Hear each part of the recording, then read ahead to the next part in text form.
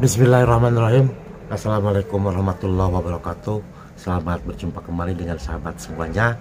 Pada kesempatan kali ini kita akan membahas lebih dalam lagi tentang Satrio Piningit dengan judulnya Satrio Piningit seorang dukun ataukah dia seorang ratu adil? Ini faktanya. Selamat menonton.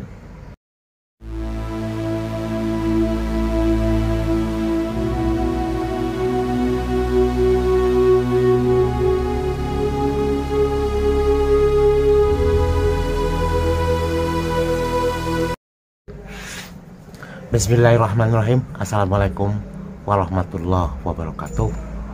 Pada kesempatan ini kita akan membahas dulu tentang apa sih sesungguhnya yang disebut dengan Satrio Piningit, kemudian Ratu Adil, kemudian ya dukun.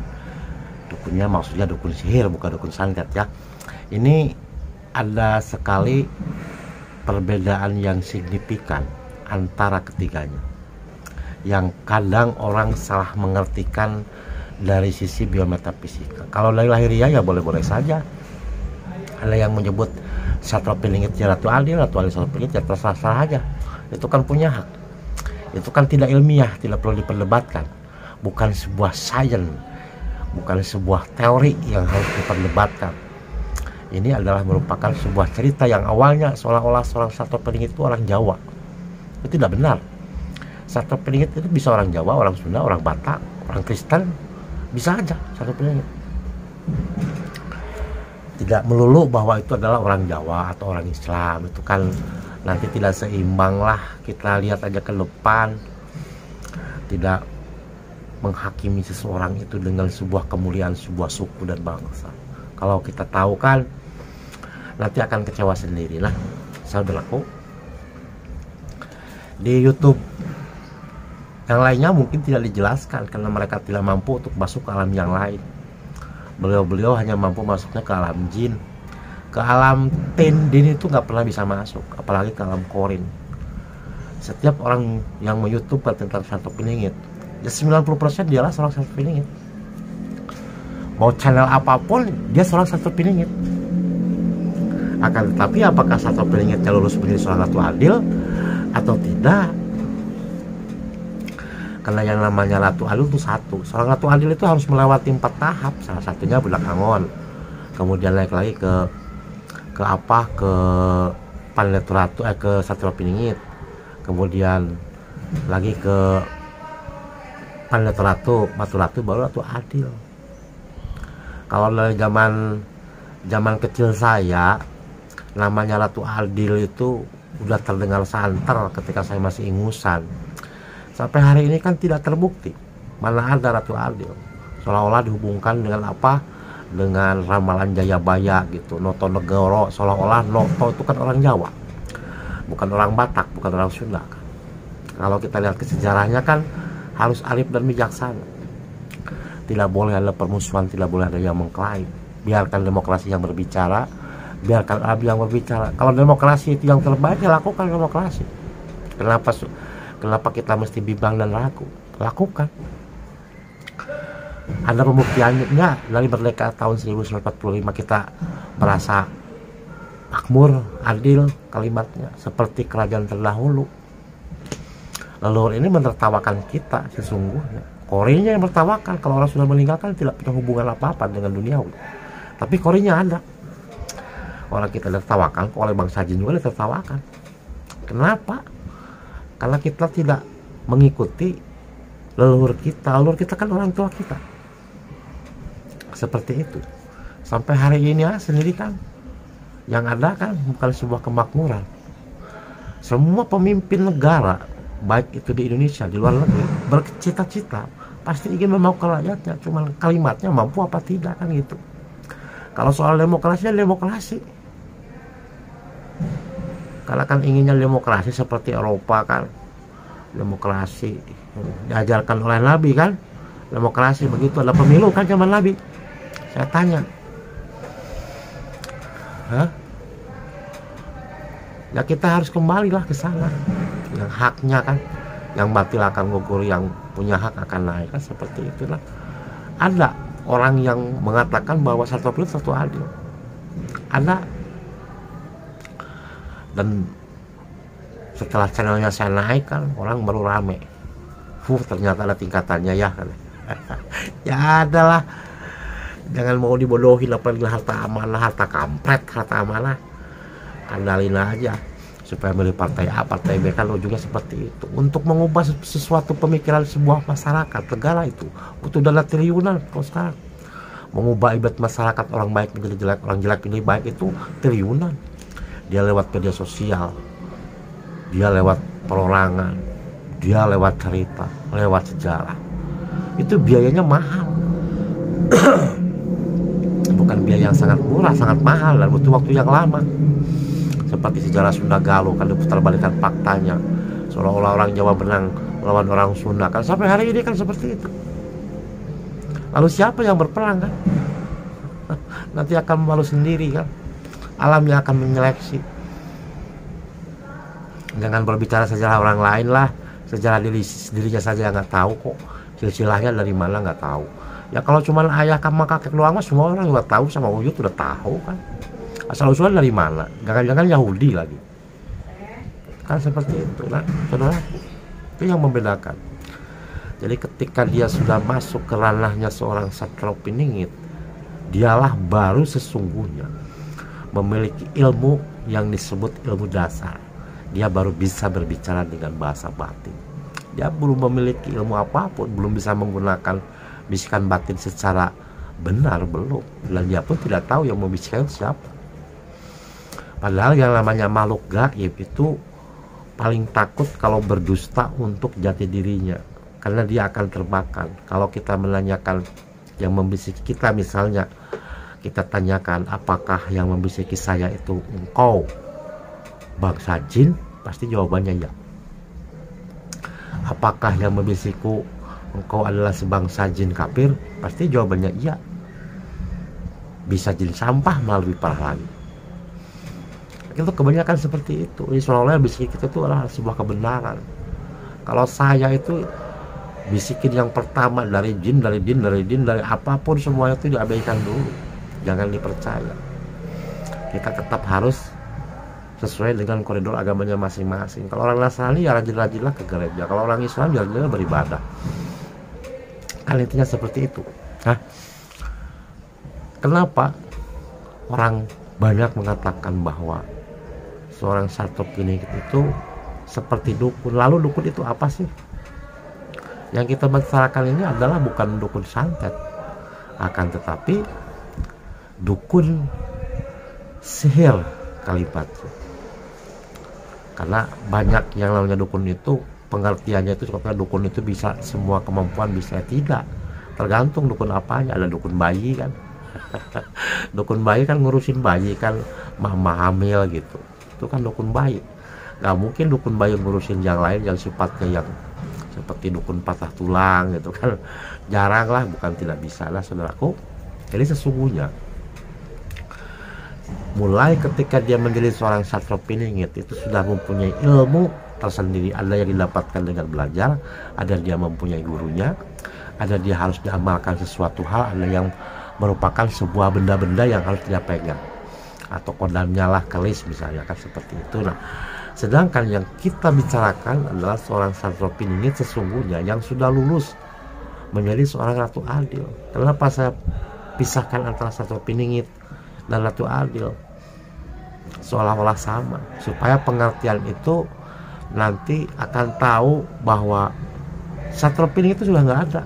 Yang ada sekarang Ratu Adil lah. Ratu Adil ini dalam metafisika sudah dibayar, akan tetapi dalam kenyataan perlu waktu 7 tahun lagi. Kalau kemarin 8 tahun, 7 tahun lagi. Dan itu sebelumnya saya sudah prediksi siapa presiden kita ke depan kalau kalimatnya pemilu itu akan terjadi di 2024. Diperkirakan yang mempunyai nilai dan diamini oleh leluhur Nusantara itu pasangan Anies Baswedan dengan Ridwan Kamil.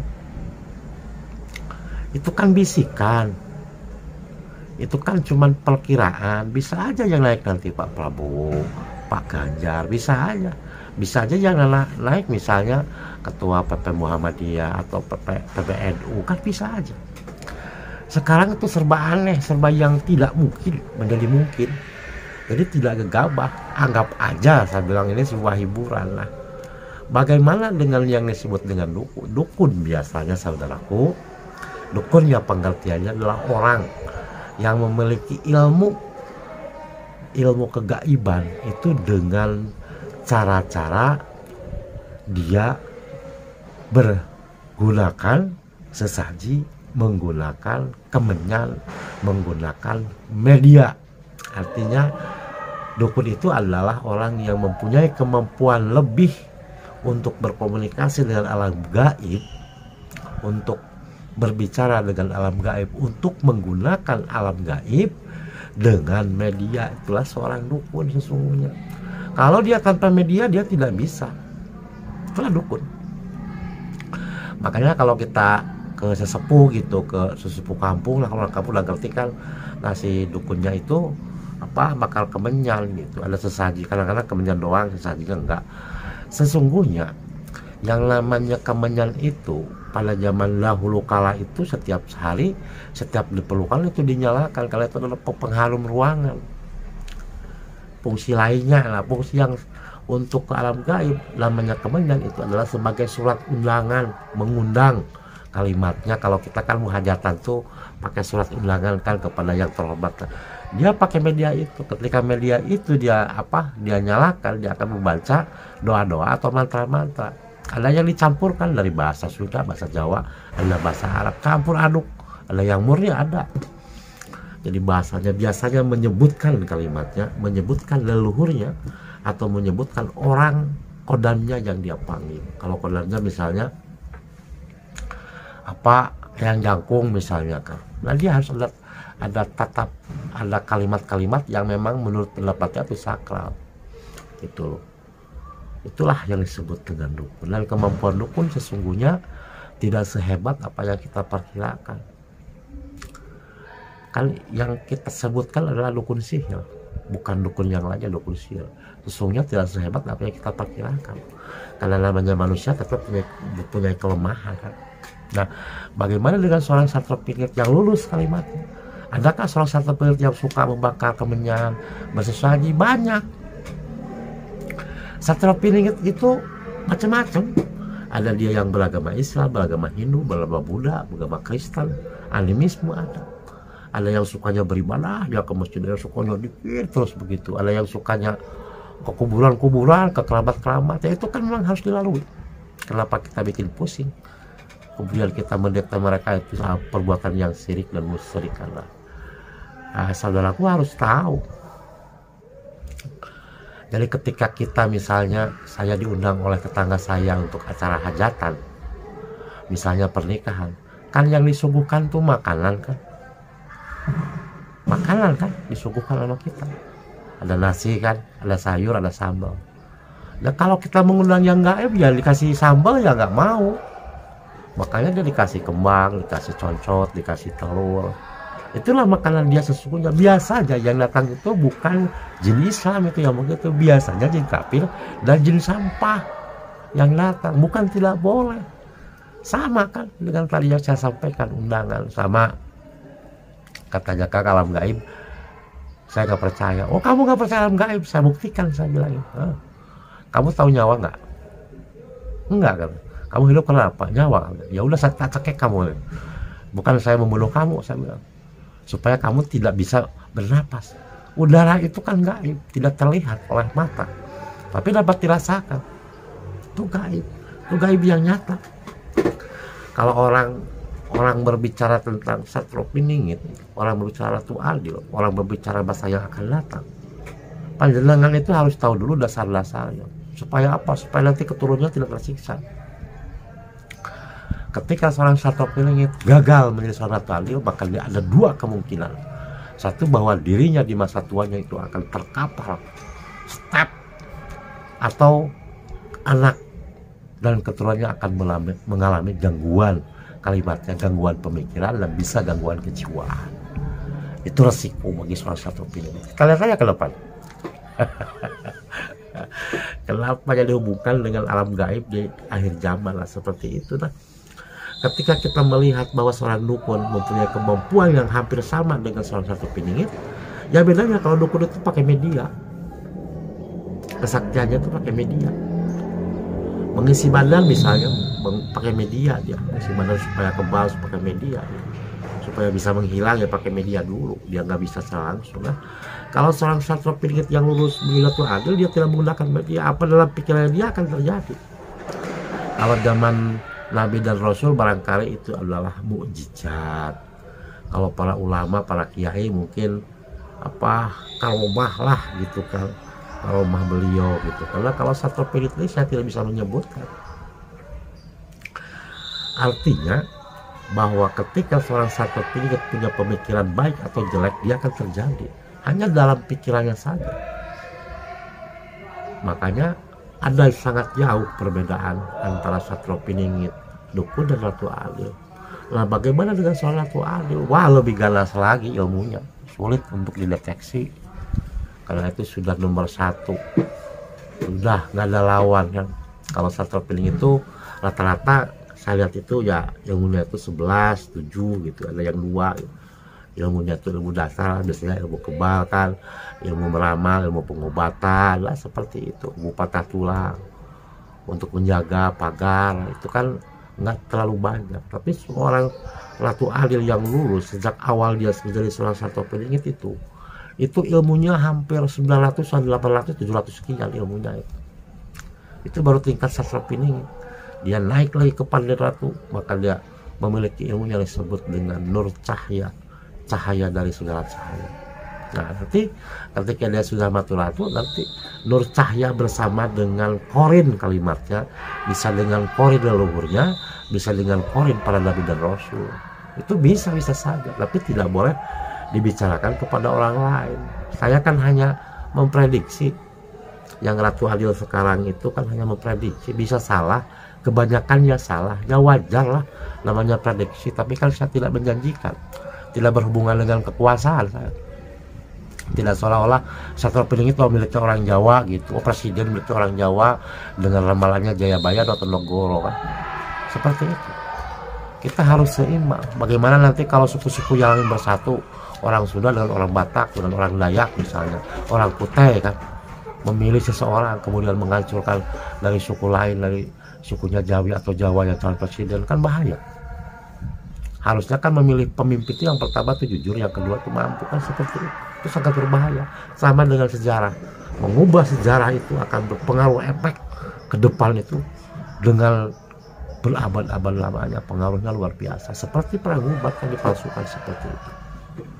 Nah, kita akan tahu sendiri nanti, saudaraku, alamnya akan menyeleksi. Nah, perbedaan itulah sesungguhnya saudaraku antara sastra piningit, dukun, dan ratu adil itu jauh berbeda, sangat jauh. Diibaratkan sastra piningit dengan apa, dengan dukun itu bisa sama, seimbang, bisa lah itu kan. Tapi ada kemungkinan sastra piningit lebih hebat daripada seorang dukun sihir. Ada yang di bawahnya, ada yang sama, ada yang di atas, karena yang namanya sastra piningit itu banyak kan. Tapi ketika kelasnya sudah mencapai dengan Pandeta Ratu, wah lewat semuanya. Beliau itu sudah nur cahaya, cahaya dari segala cahaya. Dan sudah menjadi Maturatu, itu adalah nur cahaya bersama dengan korin. Korin dirinya sendiri bisa, leluhurnya bisa. Korinnya mungkin salah satu nabi dan rasul yang satu darah dengan Ratu Adil. Kalau tidak satu darah ya sulit. Nah, yang terakhir Ratu Adil itu lebih mengerikan lagi, mengerikan maksudnya kemampuannya lah, kesolehannya lah seperti itu. Beliau itu ilmu yang tertinggi, nggak ada lawan, yaitu cahaya ilahi Robbi. Sulit, saya pun tembus nggak sanggup, apalagi saudaraku yang bisanya masuk ke alam jin. Bukan menghinakan, bukan, sulit. Kalau kebenaran itulah ketahuan itu, bahkan orangnya si Asibe tahu lah itu kan. Tapi untuk masuk ke dalam alam pikirannya, wah seperti saya bertemu dengan membran atau dengan bara api yang sangat luar biasa, atau kekuatan power yang yang mungkin kalau saya temu saya akan hancur dengan raga saya. Wah, repot itu. Itu namanya salah satu adil. Yang menjaganya bukan lagi bangsa jin, bukan lagi bangsa korin. Kalau Ratu Adil itu sudah di luar nalar lah. Kalau sudah cahaya ilahi Robi itu sulit, siapapun sulit. Mungkin saat ini saya berbicara di sini mungkin ada yang tersenyum kan, ada yang wah sok tahu katanya Kang Indah, ada yang ini tahu, saya bukan nggak tahu, tapi sudah terbiasa lah. Namanya manusia, orang Indonesia kan lebih suka merendahkan orang lain, lebih suka menghajar orang lain, lebih suka menghinakan pemimpinnya. Itu orang Indonesia, walaupun tidak semuanya. Saya seperti itu, merasa dirinya lebih hebat, lebih suci kan, menyalahkan agama yang lain, menyalahkan halis-halis yang lain kan, seperti itu. Kita tidak pernah diajarkan itu oleh leluhur kita. Maka yang satu periode sekarang yang lulus menjadi Ratu Adil itu adalah orang yang betul-betul the best, luar biasa dari sisi akhlak budi pekerti. Sampai beliau menyampaikan suatu hal yang di luar nalar bagi saya, katanya. Sekalipun dia pembunuh, sekalipun dia agamanya bukan agamanya anut oleh saya, entah itu animisme, penyembah berhala, entah itu Kristen, entah itu Buddha, ini adalah masih keluarga saya. Wah, luar biasa.